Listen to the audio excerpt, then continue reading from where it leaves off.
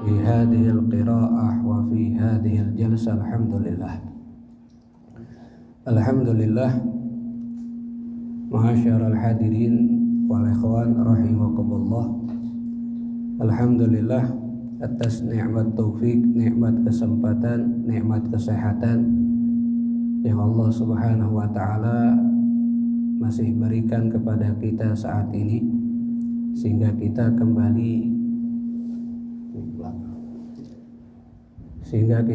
kembali dipertemukan oleh Allah Subhanahu wa taala di Masjid Baitur Rahman setelah melaksanakan ibadah sholat zuhur secara berjamaah.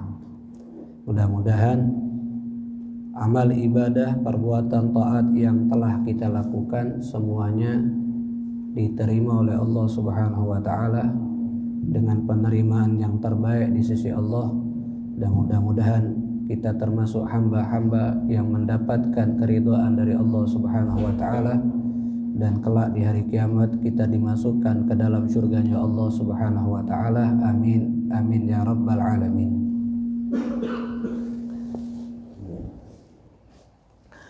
Alhamdulillah. Ma'asyiral hadirin rahimakumullah. Pada kesempatan hari ini dan seterusnya setiap pertemuan hari Selasa, insyaallah kita akan mulai membaca satu kitab yang baru, kitab yang bernama An-Nasaih Diniyah wal Wasaya Al-Imaniyah. Kitab ini pertama disusun, dikarang, ditulis oleh seorang ulama besar yang mendapatkan kedudukan tinggi di sisi Allah Subhanahu wa taala, bahkan dari segi nasab, dari segi keturunan bersambung nasabnya kepada Nabi besar Muhammad sallallahu alaihi wasallam. Nama beliau adalah Abdullah bin Alwi bin Muhammad Al-Haddad, atau lebih dikenal dengan panggilan Al-Imam Al-Haddad. Kalau orang yang biasa membaca rotib, ada namanya Rotib Al-Haddad. Nah, Rotib Al-Haddad ini beliau yang menulisnya, beliau yang mengarangnya, yang juga mengarang kitab ini. Yang kedua, kitab ini membahas tentang akhlak, membahas tentang adab-adab di dalam kita melakukan ibadah kepada Allah Subhanahu wa taala, dan adab ketika kita berhubungan dengan hamba-hamba Allah Subhanahu wa taala. Karena seseorang itu bisa mencapai menjadi orang yang soleh kalau hubungan dia dengan Allah itu baik, dan hubungan dia dengan hamba-hamba Allah juga baik. Maka dalam kitab ini beliau akan menjelaskan semuanya adab-adab ketika kita berhubungan dengan Allah, dan adab-adab di saat kita berhubungan dengan hamba Allah, dimulai dari kepada orang tua, kemudian kepada keluarga, kemudian kepada anak, kepada tetangga, kepada tamu, dan kepada semua hamba Allah Subhanahu wa taala. Dan terakhir di dalam kitab ini beliau akan menjelaskan tentang sifat-sifat terpuji dan sifat-sifat tercela. Bagaimana kita harus menghiasi hati kita dengan sifat yang terpuji dan membersihkan dari hati kita sifat-sifat yang tercela. Insyaallah itu bisa kita baca satu persatu, dan mudah-mudahan ini yang menjadikan sebab kita menjadi orang yang soleh, baik hubungan kita dengan Allah dan juga baik hubungan kita dengan hamba Allah, dan mempunyai hati yang bersih, hati yang penuh dengan sifat-sifat yang terpuji. Amin ya rabbal alamin. Ma'asyiral hadirin rahimakumullah. Ini yang mengarang kitab ini Al-Imam Al-Haddad. Beliau dilahirkan pada tahun 1044 Hijriah di salah satu desa yang ada di kota Tarim, Yaman Selatan.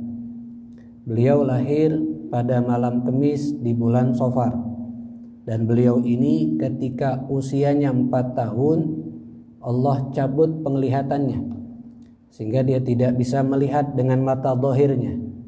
Namun walaupun dia tidak bisa melihat dengan mata zahirnya, Allah ganti penglihatannya dengan mata batin, sehingga dia bisa melihat dengan hatinya.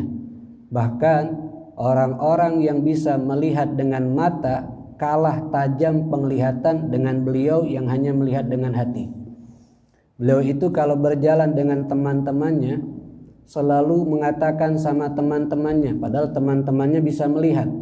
Dia katakan, hati-hati di depan kamu ada lubang, hati-hati di depan kamu ada batu besar. Padahal beliau orang yang tidak bisa melihat dan mengetahui apa yang ada di depannya. Bahkan sampai satu orang dikisahkan, dan ini kisah banyak dikenal oleh orang-orang, ada satu orang laki-laki duduk di pengajiannya beliau. Di dalam pengajian dia melihat Imam Haddad ini orang yang tidak bisa melihat. Timbul suudon, timbul sangkaan yang jelek kepada Imam Haddad. Ini orang buta, kok bisa orang-orang banyak duduk di pengajiannya? Sehebat apa ilmunya, seluas apa ilmunya sampai orang-orang banyak duduk di pengajiannya. Dan kebiasaan orang-orang yang tinggal di daerah tersebut kalau di pengajian itu setiap jemaah yang hadir dikasihkan kopi. Jadi ada satu orang berjalan membawa ceret dan gelas-gelas kecil, dituangkan kepada mereka kopi agar mereka di saat hadir pengajian di waktu malam itu tidak ngantuk. Dituangkan kopi, dan itu kebiasaan orang soleh terdahulu. Nah, ketika orang yang tadi ada sangkaan jelek kepada Imam Haddad yang ngarang kitab ini, yang dia ngomong ini wong buta bisa apa, akhirnya Al-Imam Haddad yang di depan tempat dia mengajar, dia mengatakan pada orang yang pakai baju ini, yang duduk di belakang, di sebelah kanan, itu hati-hati, di dalam kopi kamu ada lalat. Di dalam kopi kamu ada lalat, jangan langsung diminum, dibuang dulu lalatnya. Sehingga laki-laki tadi terkejut, yang dia suudzon, bersangka jelek, ini orang buta bisa apa? Tapi tahu kalau di dalam kopinya ada lalat yang dia sendiri bisa melihat, tidak melihat ada lalat di dalam kopinya. Hingganya dari sini pelajaran buat kita, tidak semua orang yang tidak bisa melihat itu hina di mata manusia. Kenapa? Karena mata zahir mereka tidak bisa melihat, tapi kalau mereka terima dengan ikhlas, mereka terima dengan keridhaan, dan mereka hiasi kehidupan mereka dengan ibadah, Allah akan ganti penglihatannya dengan hati mereka. Sehingga mereka bisa melihat apa yang terjadi di atas dunia dengan hati mereka, bahkan penglihatan mereka lebih tajam daripada orang yang melihat dengan matanya. Itu salah satunya Imam Abdullah bin Alawi Al-Haddad.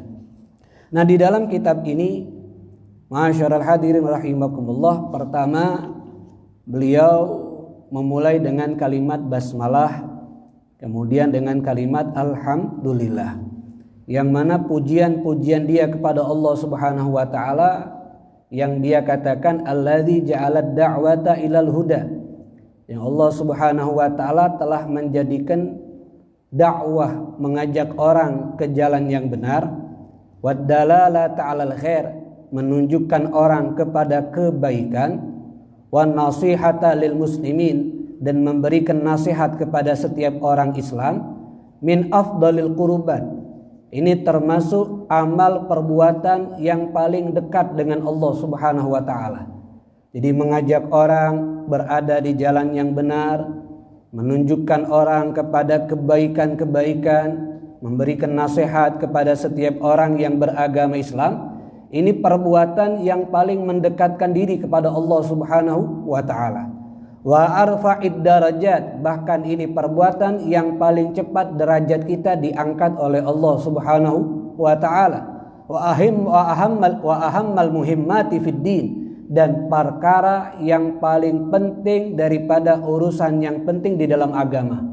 Jadi kalau ditanya hal yang paling penting di dalam agama setelah mengerjakan yang wajib, meninggalkan yang haram, adalah memberikan kebaikan kepada setiap hamba Allah, mengingatkan mereka kepada kebaikan, mengingatkan mereka untuk meninggalkan keburukan, dan memberikan nasihat semampu mereka agar mereka berada di jalan yang diridhai oleh Allah Subhanahu wa taala. Kenapa dikatakan seperti itu? Wadzalika sabilu anbiya'illah al-mursalin. Karena mengajak orang berada di jalan yang benar, melakukan kebaikan, memberikan nasihat, Ini jalannya para nabi-nabi Allah, jalannya para rasul-rasulnya Allah Subhanahu wa ta'ala. Yang kedua, wa auliyaihi as-shalihin, dan jalannya orang-orang yang mendapatkan kecintaan dari Allah Subhanahu wa ta'ala.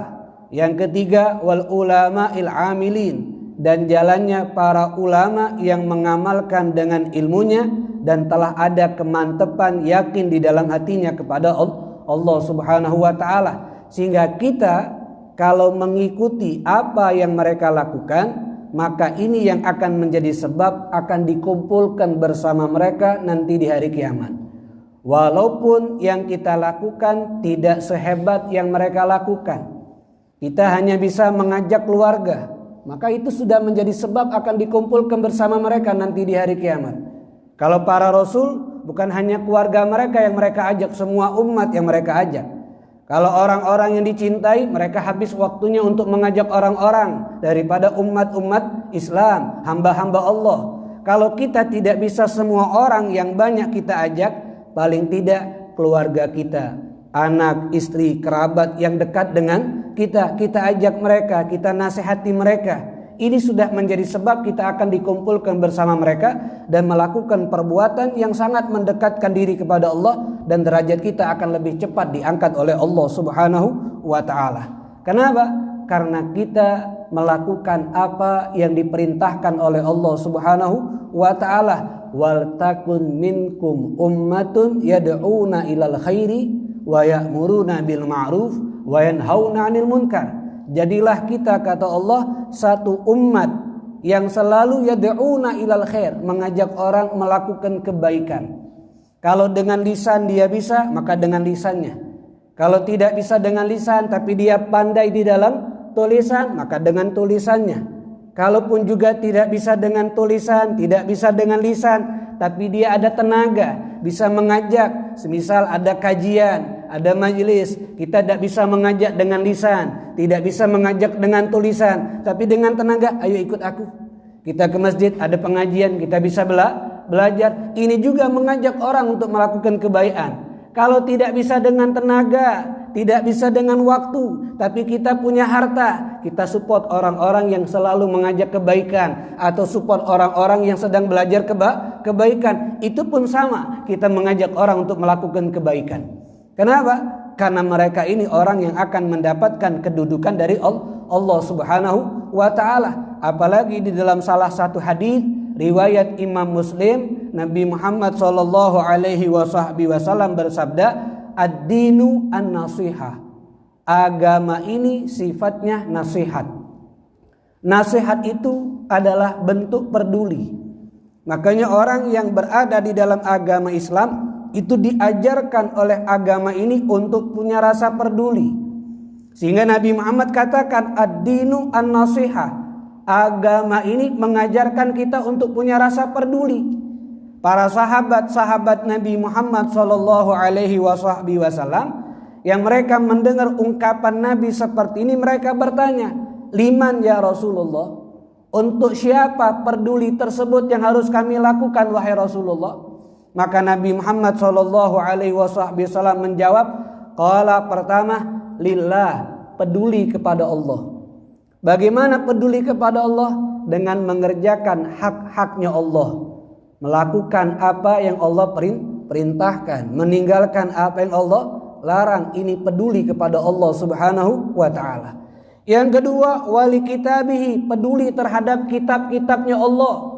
Itu kan kita baca kitabnya Allah, dengan kita amalkan kitabnya Allah di dalam kehidupan kita, dengan kita muliakan kitabnya Allah. Salah satu memuliakan kitab Allah, kita letakkan di tempat yang tinggi. Sehingga para ulama mengatakan tidak boleh meletakkan kitabnya Allah, Al-Quran, yaitu kitab yang Allah berikan kepada kita selaku umat Nabi Muhammad, sejajar posisi Al-Quran dengan kaki kita. Harus diangkat posisi Al-Quran daripada kaki kita. Makanya kalau kita sedang membaca surat Yasin di buku Yasin, kalau bisa diangkat buku Yasin tersebut. Jangan sampai di bawah kaki kita dengan kita letakkan di lantai. Walaupun itu hanya surat Yasin, tapi surat Yasin adalah bagian daripada Al-Qur'anul Karim, kitabnya Allah. Harus kita muliakan karena itu peduli kepada Al-Qur'an. Yang ketiga, wali rasulihi, peduli kepada rasulnya Allah. Dengan apa? Mengikuti apa yang diperintahkan oleh Rasul, menjauhi akan apa yang dilarang oleh Rasul, mengikuti adab-adabnya mereka, mengikuti akhlak-akhlaknya mereka, itu peduli kepada Rasul. Wali a'immatil muslimin, dan peduli kepada pemimpin-pemimpin kaum Islam. Kalau pemimpin dunia itu para aparatur pemerintahan kita, para pejabat-pejabat kita, peduli dengan mereka gimana? Kalau mereka melakukan kesalahan, kita kasih tahu dan kita doakan agar mereka mendapatkan hidayah supaya tidak melakukan yang dimurkai oleh Allah Subhanahu wa taala. Tidak mengikuti aran-saran mereka yang mengajak kita untuk bermaksiat kepada Allah. Itu peduli kepada pemimpin dunia. Kalau pemimpin kaum muslimin dari segi akhirat adalah para ulama-ulama kita. Kita ikuti saran mereka, kita ikuti nasihat mereka. Kenapa? Ini peduli kepada mereka.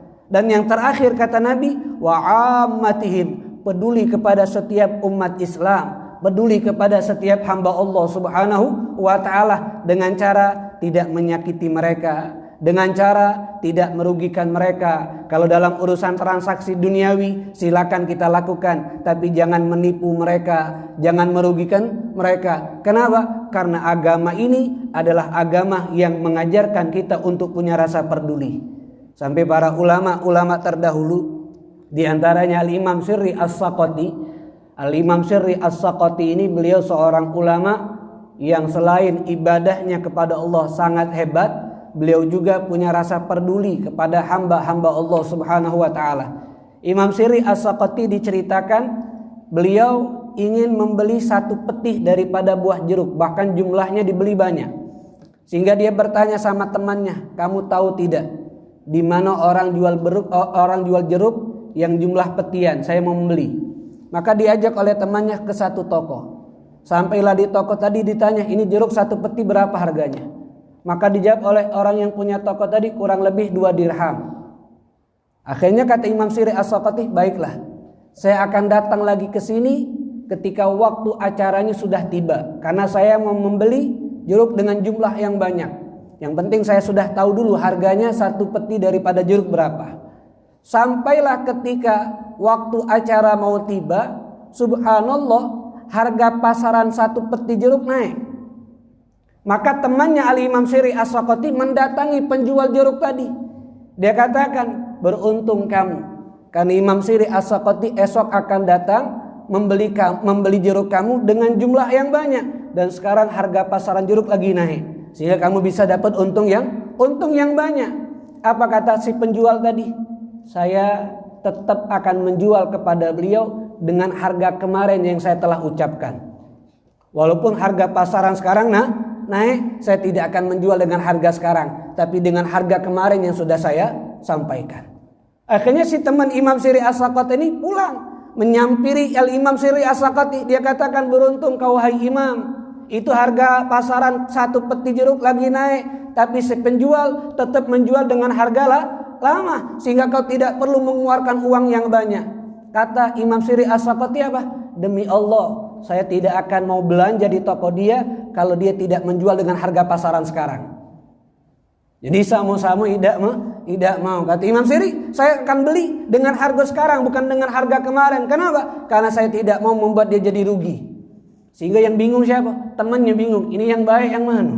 Si penjual tetap jual dengan harga lama, Imam Sirri As-Saqati akan beli dengan harga sekarang. Kenapa mereka begini? Karena tadi mereka ingin punya rasa peduli, tidak mau memberikan kerugian kepada hamba Allah Subhanahu wa taala, sebab agama ini mengajarkan an-nasihah, mengajarkan untuk kita punya rasa peduli. Makanya peduli kepada hamba Allah, salah satunya dengan mengajak mereka kepada kebaikan, mengajak mereka untuk dekat kepada Allah Subhanahu wa ta'ala. Itu bagian amalan yang sangat-sangat mendekatkan diri kita kepada Allah Subhanahu wa ta'ala. Kemudian ma'asyiral hadirin rahimakumullah, di dalam pendahuluan kitab ini beliau menulis, wa hadza kitabun, ini kitab, ini tulisan, allafnahu, yang telah kami karang, nubzan, sekelumit minan nasaid diniyah, daripada nasihat-nasihat yang berkaitan dengan agama, wal wasaya al imaniyah, dan wasiat-wasiat yang berkaitan dengan iman.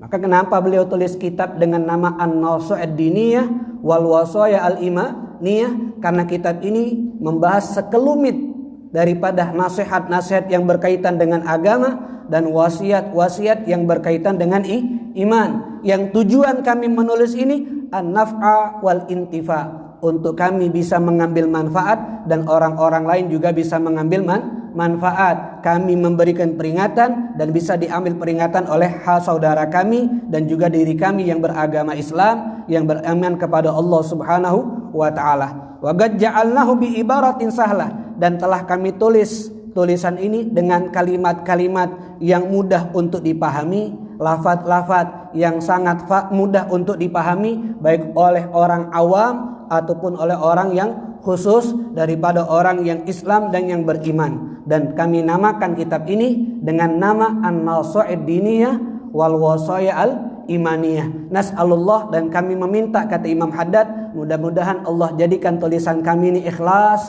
semata-mata karena Allah Subhanahu wa taala, dan bisa menjadi sebab yang mendekatkan kami kepada Allah Subhanahu wa taala dan banyak memberikan manfaat untuk kami dan kepada semua saudara-saudara kami yang beriman kepada Allah Subhanahu wa taala. Ini pendahuluan dari beliau. Nah, sekarang beliau masuk ke dalam pembahasan yang pertama di dalam kitab ini, Mabhatsut Taqwa. Pembahasan tentang takwa kepada Allah Subhanahu wa taala. Takwa ini dikatakan oleh beliau wasiatullah rabbil alamin. Wasiatnya Allah yang menciptakan alam semesta ini lil awwalina wal akhirin, terhadap manusia yang pertama kali hidup sampai nanti manusia yang terakhir hidup. Jadi takwa bukan hanya wasiat yang Nabi Muhammad bawa sama kita, tapi takwa wasiat dari zaman Nabi Adam sampai nanti terjadinya hari kiamat. Takwa wasiatnya Allah. Itu yang Allah katakan dalam Al-Quranul Karim di dalam surat An-Nisa ayat 131. Allah berfirman, walaqad wasaina, benar-benar telah kami berikan wasiat, kata Allah, alladzina utul kitaba min qablikum, kepada orang-orang yang menerima kitab dari kami, dari orang yang hidup sebelum kalian.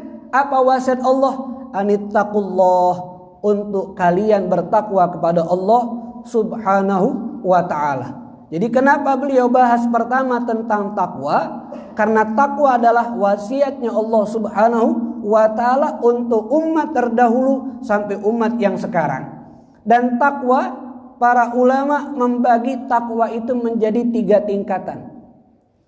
Tingkatan yang pertama, kata ulama, kalimat takwa adalah menjaga diri dari mendapatkan siksaan yang kekal selama-lamanya. Apa menjaga diri dari mendapatkan siksaan yang kekal selama-lamanya? Yaitu selama kita hidup sampai kita meninggal, menjauhi, menghindari dari hal-hal yang menjatuhkan kita ke dalam kekafiran. Itulah yang dimaksud kalimat takwa di dalam Al-Quranul Karim, yaitu di dalam surat Al-Fatih. Surat Al-Fatih ayat ke-26 ada ayat Allah berfirman, wa alzamahum kalimatat taqwa. Kami wajibkan kepada mereka at-taqwa. Takwa di sini kata para ulama tafsir adalah menjaga diri dari hal yang menjatuhkan kepada kekafiran.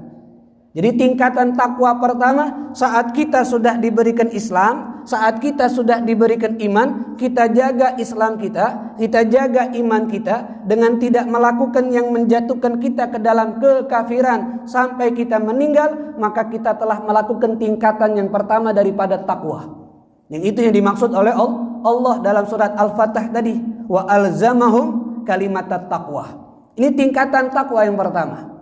Kemudian tingkatan takwa yang kedua adalah menjauhi daripada segala perbuatan dosa, baik dengan cara mengerjakan semua perintah Allah dan meninggalkan semua larangan-larangan Allah Subhanahu wa ta'ala. Dan ini tingkatan yang kedua, pengertian takwa menurut pengertian syariat.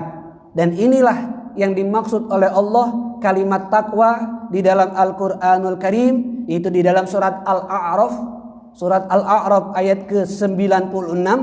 Allah berfirman, walau anna ahlal qura amanu wattaqau lafatahna alaihim barakatin minas sama'i wal ardi. Jikalau seandainya, kata Allah, penduduk satu daerah amanu, pertama mereka beriman, wattaqau, dan yang kedua mereka bertakwa. Apa takwa yang kedua di sini yang dimaksud dalam ayat ini? Mereka mengerjakan perintah Allah, meninggalkan larangan Allah. Lafatahna, maka kami akan bukakan alaihim, untuk mereka, barakat, keberkahan minas sama, yang turun dari langit, wal ardi, dan yang keluar dari bumi. Jadi keberkahan dunia ini yang datang dari langit ataupun yang datang dari bumi akan kita rasakan kalau pertama kita beriman, yang kedua takwa. Takwa di sini tingkatan yang kedua, melaksanakan perintah Allah dan meninggalkan larangan Allah Subhanahu wa ta'ala. Setelah takwa menjaga diri dari hal yang menjatuhkan ke dalam kekafiran, kemudian laksanakan perintah Allah, tinggalkan larangan Allah, maka banyak keberkahan yang kita dapatkan. Kemudian ma'asyiral hadirin, baru naik ke tingkatan takwa yang terakhir. Tingkatan takwa yang tertinggi adalah itu membersihkan dari hatinya segala sesuatu yang memalingkan dia dari Allah. Membersihkan hatinya dari segala sesuatu yang menyibukkan dari Allah Subhanahu wa ta'ala. Maknanya ia hanya memfokuskan dirinya, dia hanya memfokuskan hatinya secara keseluruhan untuk Allah Subhanahu wa ta'ala. Inilah takwa yang sebenarnya yang diperintahkan oleh Allah di dalam Al-Quran. Ya ayyuhalladzina amanu taqullaha haqqa tuqatih. Wahai orang-orang yang beriman, bertakwalah kepada Allah dengan sebenar-benarnya takwa. Apa sebenarnya takwa? Ini tingkatan takwa yang tertinggi. Tidak ada di hatinya yang paling dia cintai kecuali Allah. Tidak ada yang dia semangatkan di dalam kehidupan ini melakukan aktivitas kecuali mencari ridho Allah Subhanahu wa ta'ala. Itulah makna takwa yang sebenarnya. Jadi kalimat haqqa tuqatih, dengan sebenar-benarnya takwa, tujuannya hanya Allah. Di dalam hatinya yang dia cintai hanya Allah. Niatnya saat melakukan ibadah hanya Allah Subhanahu wa ta'ala. Maka dia baru mencapai tingkatan takwa yang tertinggi. Maka ada urutan. Menjaga iman, itu bagian takwa yang pertama. Melakukan perintah Allah, meninggalkan larangan Allah, itu takwa yang kedua. Setelah yang kedua bisa dia lewati, maka bisa akan sampai kepada tingkatan takwa yang ketiga, itu hatinya hanya Allah Subhanahu wa ta'ala. Yang dia cintai, yang diharapkan ridhonya adalah ridho Allah Subhanahu wa ta'ala. Maka beliau bahas pertama tentang takwa. Fama min khairin ajilin wala ajilin. Tidaklah ada kebaikan, baik kebaikan di dunia atau kebaikan di akhirat, zahirin wala batinin, kebaikan secara zahir ataupun kebaikan secara batin, illa wattaqwa sabilun musilun ilaih, kecuali takwalah sebagai jalan yang menyampaikan kepada kebaikan tersebut. Wa wasilatun muballighatun lahu, dan takwalah sebagai perantara untuk menyampaikan kita kepada kebaikan tersebut. Jadi kalau ingin mendapatkan kebaikan dunia, kebaikan akhirat, kebaikan zahir, kebaikan batin, takwa jalannya. Wa ma min syarrin ajilin, dan tidaklah ada keburukan yang di dunia, keburukan di akhirat, zahirin wala batinin, keburukan zahir dan batin, illa wat taqwa hirzun hariz, kecuali takwalah sebagai penjaga, wa hisnun hasin, benteng dari selamatnya kita dari keburukan tersebut, suksesnya kita dari bahaya keburukan tersebut. Jadi kepengen hidup selamat, kepengen hidup bahagia, maka satu jalannya takwa kepada Allah Subhanahu wa ta'ala. Bahkan beliau di dalam kitab ini mengatakan berapa banyak Allah menggantungkan, mengikatkan di dalam Al-Quranul Karim tentang takwa, dari kebaikan-kebaikan yang besar, kebahagiaan-kebahagiaan yang banyak, dan diantaranya mendapatkan kecintaan dari Allah Subhanahu wa ta'ala. Di antaranya keuntungan-keuntungan yang Allah sebutkan di dalam Al-Qur'anul Karim bagi orang yang bertakwa kepada Allah Subhanahu wa ta'ala. Yang pertama, orang yang bertakwa akan selalu bersama Allah. Allah akan selalu bersama dia. Kalau Allah sudah bersama dia, maka dia selalu berada di dalam lindungan Allah Subhanahu wa ta'ala. Karena Allah selalu bersama dia, Allah selalu menemani dia, Allah selalu menjaga dia. Itu yang dimaksud oleh Allah di dalam surat Al-Baqarah ayat 194. In wattaqullaha wa'lamu annallaha ma'al muttaqin. Bertakwalah kepada Allah dan ketahuilah sesungguhnya Allah bersama orang-orang yang bertakwa. Jadi kalau ingin selalu bersama Allah, selalu dijaga oleh Allah, selalu dilindungi oleh Allah, satu syaratnya kata Allah. Pertama, takwa sama Allah. Karena Allah katakan annallaha ma'al muttaqin. Allah selalu bersama orang yang bertakwa. Ini yang pertama.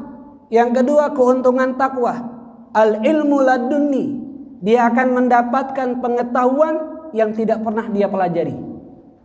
Karena yang namanya ilmu ada yang kita ketahui, tapi setelah kita belajar dengan membaca ataupun mendengar, akhirnya kita tahu. Ada juga ilmu yang tidak pernah kita pelajari, dalam artian tidak pernah kita baca, tidak pernah kita mendengar, tapi kita mengetahui dengan benar. Inilah yang disebut dengan ilmu laduni, ilmu pemberian dari Allah Subhanahu wa ta'ala. Orang yang ingin mendapatkan ilmu langsung pemberian dari Allah tanpa dipelajari, salah satu caranya adalah takwa. Itu yang Allah sampaikan dalam surat Al-Baqarah ayat 282, wattaqullaha wa yu'allimukumullah. Takwalah kepada Allah, maka Allah akan berikan pengetahuan kepada kita yang tidak pernah kita pelajari. Seperti Al-Imam Haddad yang ngarang kitab ini. Kenapa dia bisa mengetahui ada lalat di kopinya seseorang tadi, ada batu di jalanan, padahal dia tidak bisa melihat. Karena dia takwa kepada Allah, sehingga Allah berikan pengetahuan yang tidak pernah dia pelajari. Ini janji Allah Subhanahu wa ta'ala. Kemudian yang berikutnya, yang ketiga keuntungan takwa adalah al-furqan indal ishtibah wa wuqu'il iskal. Sebagai pembeda ketika kita ada hal yang membingungkan kita, ada permasalahan atau hal yang kita bingungkan, apakah ini benar atau salah, apakah ini baik atau tidak, kita bingung saat melakukannya. Maka supaya kita menjadi yakin agar saat memilih tadi, maka salah satu jalannya adalah kalau kita menjadi orang yang bertakwa kepada Allah. Karena Allah sampai ke dalam surat Al-Anfal ayat ke-29, ya ayyuhalladzina amanu, wahai orang-orang yang beriman, in tattaqullaha, jikalau kalian bertakwa kepada Allah, yaj'al lakum furqanan, maka takwa akan menjadikan kalian sebagai furqan, sebagai penentu dari hal yang kalian bingungkan. Jadi kalau kita bingung dalam menentukan sikap, dalam menghadapi satu masalah, dalam memilih mana yang baik, mana yang benar, takwa itu yang akan membantu kita untuk bisa mengetahui mana yang baik dan mana yang benar. Kita lihat Nabi. Nabi adalah orang yang paling bertakwa, sehingga tidak ada yang bisa menyakiti Nabi, dan Nabi tahu kalau ada sesuatu yang ingin menyakiti dia. Dalam perperangan Khaybar, Nabi Muhammad itu diberikan oleh satu orang perempuan. Perempuan tersebut bernama Zainab bin Harithah. Perempuan ini memberikan daging bakar sama Nabi, daging kambing bakar. Tapi dia ingin membalas dendam sama Nabi. Karena dia punya suami, dia punya ayah, dia punya anak, dia punya saudara terbunuh di medan peperangan Badar di tangan kaum muslimin.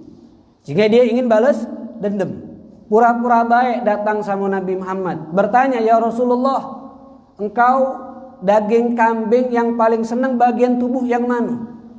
Maka Nabi Muhammad menjawab, bagian paha. Bagian paha kambing yang paling saya sukai. Ditanya, kenapa? Saya mau membuatkan daging bakar kambing untuk kamu dan untuk sahabat kamu. Setiap bagian daging kambing tersebut dikasih racun oleh perempuan ini. Dan ketika di bagian paha kambing dikasih racun dengan jumlah yang paling banyak. Kenapa? Karena dia tahu Nabi Muhammad senang bagian paha. Biar racunnya lebih banyak dan Nabi Muhammad kalau makannya bisa langsung mati. Sudah dimasak, sudah dibubuk diracun, diberikan sama Nabi. Nabi ngajak sahabatnya juga makan. Di antara ketika Nabi Muhammad makan bagian paha kambing tersebut, baru dapat satu gigitan, Nabi Muhammad langsung buang daging tadi. Tidak sampai ditelan. Dan ada satu sahabat dapat satu gigitan dan ditelan. Padahal Nabi Muhammad perintahkan dibuang, jangan ditelan daging tersebut. Kenapa? Karena daging ini memberikan tahu kepada saya kalau dia telah diracuni oleh perempuan tersebut. Kenapa daging tersebut bisa mengabarkan sama Nabi? Karena takwanya Nabi Muhammad kepada Allah. Dan Allah berjanji, in tattaqullaha yaj'al lakum furqanan. Kalau kalian bertakwa, Allah akan jadikan takwa tersebut sebagai penyelamat. Ketika bingung ini benar daging ini ada kandungan racun atau tidak, langsung takwa tersebut yang memberikan tahu dengan daging itu menyampaikan sama Nabi. Akhirnya Nabi buang. Dan sahabat tersebut tidak sempat dibuang, akhirnya itu sahabat meninggal. Nabi langsung panggil perempuan tadi, ditanya, kenapa kau meracuni kami? Maka dijawab oleh perempuan tadi, karena cerita tentang kamu itu tidak samar lagi wahai Muhammad. Orang-orang semua sudah tahu siapa kamu. Kalau memang kau seorang nabi, maka kau tidak akan bahaya dengan makan daging ini. Tapi kalau kau bukan seorang nabi, maka kau akan mati dengan makan daging ini. Akhirnya kata Nabi Muhammad, saya tidak sempat menelan daging ini. Kenapa? Karena daging ini yang menyampaikan kepada saya kalau dia sudah diracuni oleh kamu. Mendengar jawaban Nabi seperti itu, maka perempuan ini semakin yakin kalau Nabi Muhammad benar adalah nabinya Allah, benar adalah utusan Allah Subhanahu wa taala, dan Nabi pun memaafkan dia, dan itu perempuan mengucapkan 2 kalimat syahadat masuk ke dalam agama Islam. Tapi pengaruh dari daging tersebut walaupun tidak ditelan, tapi rasa-rasa yang sudah bercampur dengan ludah Nabi yang sempat ketelan itu sempat memberikan pengaruh dalam kesehatan Nabi. Maka Nabi Muhammad membuang pengaruh daripada racun tadi, walaupun dagingnya tidak ketelan, tapi sisa-sisanya, bekas-bekas masih ada. Nabi perintahkan sahabat untuk hijamah, menjekam tubuhnya Nabi dengan mengeluarkan darah kotor, supaya racun-racun tadi keluar dari tubuhnya Nabi Muhammad sallallahu alaihi wasallam. Ini salah satu bukti kalau takwa itu akan memberikan satu hal yang tidak membingungkan kita di dalam permasalahan yang sedang kita hadapi, baik permasalahan antara baik atau buruk ataupun permasalahan yang lain. Kemudian yang keempat, keuntungan takwa adalah al-makhraju minasyada'id wa rizqu min haitsu la yahtasib. Diberikan jalan keluar dari kesusahan dan diberikan rezeki yang tidak pernah kita ketahui. Inilah yang dimaksud oleh Allah Subhanahu wa taala di dalam surat At-Talaq ayat kedua sampai ayat ketiga. Bahkan ini ayat sering disebut dengan ayat 1000 dinar. Ayat 1000 dinar. May yattaqillaha yaj'al lahu makhrajan wa yarzuquhu min haitsu la yahtasib. Siapa orang yang bertakwa kepada Allah, yaj'al lahu makhraja. Janji Allah pertama, Allah akan berikan jalan keluar dari kesusahan. Yang kedua, wa yarzuquhu min haitsu la yahtasib. Allah berikan dia rezeki yang tidak pernah dia duga-duga.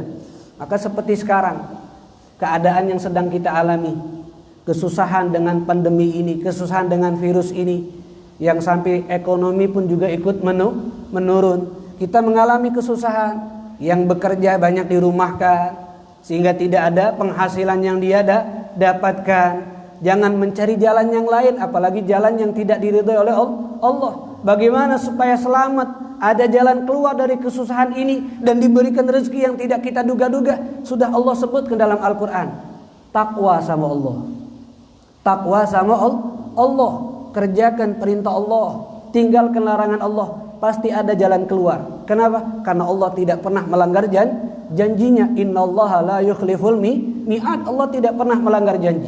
Sehingga apa yang kita dapatkan saat ini, ujian yang begitu berat saat ini, yang kerjaan, ekonomi, penghasilan kita berkurang tidak seperti biasanya, dengan keadaan seperti ini, jangan kita bingung.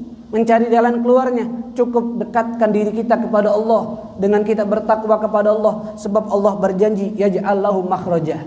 Jalan keluar pasti akan diberikan oleh Allah, dan itu terbukti. Ada seorang sahabat yang bernama Amir At-Tufaili. Beliau punya anak yang bernama Salim, ditawan oleh orang-orang Romawi. Sehingga ibunya Salim, istrinya Amir ini ngeluh. Dia ngomong sama suaminya, coba kau pergi ngadep Nabi. Karena saya khawatir anak kita yang ditawan, takut dibunuh, takut disiksa oleh orang-orang Romawi tadi. Coba kau pergi menghadap Nabi. Mungkin Nabi Muhammad bisa memberikan jalan keluar untuk kita. Pergilah ini sahabat Amir menghadap Nabi. Diceritakan, wahai Rasulullah, istrinya saya, ibunya anak saya Salim ini mengeluh, dia takut keadaan anak saya yang sedang ditawan oleh orang Romawi. Maka berikan kami nasihat supaya kami bisa mendapati jalan keluar dari permasalahan ini, dari kesusahan ini. Maka kata Nabi Muhammad, saya berikan kalian wasiat 3 hal. Pertama, sabar kalau ini adalah ujian dari Allah. Yang kedua, takwa sama Allah. Dengan adanya ujian ini, tetap kalian laksanakan perintah Allah, tetap kalian jauhi larangan Allah. Yang ketiga, perbanyak kamu dan istri kamu membaca la haula wala quwata illa billahil aliyil azim, maka ada jalan keluar untuk kalian berdua. Pulang, diceritakan sama istrinya, kalau Nabi Muhammad perintahkan kita 3 hal. Pertama, bersabar. Yang kedua, tetap takwa. Yang ketiga, perbanyak membaca la haula wala quwata illa billah. Diamalkan. Mereka berdua sabar, mereka berdua tetap takwa sama Allah, mereka berdua menjalankan membaca la haula wala quwata illa billah. Subhanallah, sampailah suatu hari anaknya Salim dan teman-temannya dari orang Islam yang ditawan oleh orang Romawi, di satu hari orang-orang Romawi menyuruh kaum muslimin ini menggembala hewan ternak milik mereka. Menggembala hewan ternak milik mereka. Termasuk Salim diperintahkan untuk menggembala hewan ternak milik mereka. Dan ketika Salim ini sedang menggembala hewan ternak milik orang Romawi, Allah buat orang Romawi lupa sama Salim. Sehingga Salim, anaknya Amir ini yang mengadu sama Nabi, bisa menyelamatkan diri. Kenapa? Tidak dipantau, tidak diawasi oleh orang-orang Romawi, sehingga dia bisa kabur, melarikan diri daripada tawanan orang Romawi. Ketika sampai di rumah, orang tuanya senang. Kenapa? Karena apa yang mereka lakukan dari perintah Nabi, Allah buktikan. Dengan anaknya selamat. Bahkan bukan mereka dapat jalan keluar dari kesusahan, janji Allah yang kedua, wa yarzuquhu min haitsu la yahtasib. Mereka mendapatkan rezeki. Itu Salim ketika pulang menyelamatkan diri, bukan bawa badan dia, tapi hewan ternak milik orang Romawi juga dibawa oleh Salim pulang ke rumah. Sebanyak 4.000 hewan ternak dibawa oleh Salim. Itu janji Allah, may yattaqillaha yaj'al lahu makhrajan wa yarzuquhu min haitsu la yahtasib. Makanya kehebatan takwa itu sangat-sangat banyak Allah Subhanahu wa taala sebutkan di dalam Al-Qur'an. Makanya diwajibkan dalam mazhab Imam Syafi'i ketika seorang khatib di dalam khutbah Jumat untuk membaca wasiat takwa di dalam khutbah pertama, di dalam khutbah yang kedua. Karena kehebatan takwa itu sangat banyak. Baru 4 kita bahas. Pertama, bersama Allah. Yang kedua, dapat ilmu yang tidak pernah kita pelajari. Yang ketiga, adanya hal yang memberikan kita ketenangan saat ada permasalahan. Yang keempat, kita diberikan jalan keluar dari kesusahan, bahkan diberikan rezeki yang tidak pernah kita ketahui. Semuanya dengan takwa kepada Allah Subhanahu wa taala. Dan masih banyak lagi kehebatan takwa yang Allah Subhanahu wa taala sebutkan di dalam Al-Qur'anul Karim, yang insyaallah akan kita bahas di waktu yang akan datang. Mudah-mudahan kita termasuk orang-orang yang dijadikan oleh Allah orang-orang yang bertakwa, orang-orang yang selalu mendekatkan diri kepada Allah, orang-orang yang dimudahkan untuk menjauhkan yang dilarang oleh Allah, sehingga kita menjadi orang yang selalu bersama Allah, dimuliakan oleh Allah Subhanahu wa taala. Amin amin ya rabbal alamin. Bismillahirrahmanirrahim. Alhamdulillahirabbil alamin.